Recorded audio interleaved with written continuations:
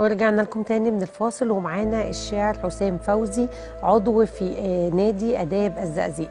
أهلا بيك يا حسام، أهلا شرفتني ونورتني النهارده ببرنامج نبدأ الحكاية. أهلا بحضرتك يا أستاذ. كنت عايزة أعرف كده في البداية، من سن كام وأنت بتقول شعر؟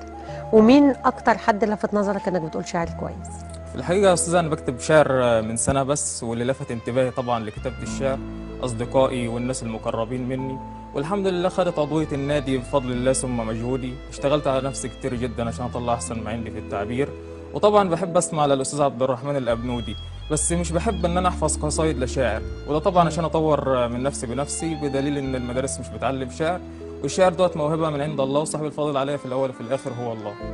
طب كنا عايزين نسمع حاجة. تمام.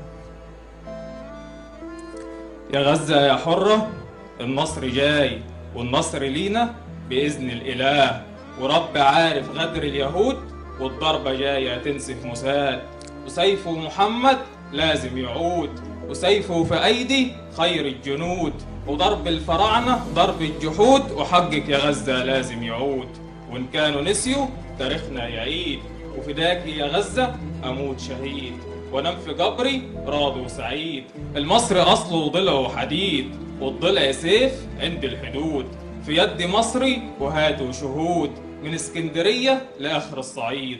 وانت يا غزه كرامتك شهاده، وموتي لاجلك في غايه السعاده، والاقصى فيكي حماه الاله. الله ينور عليك. جميل. أستاذ.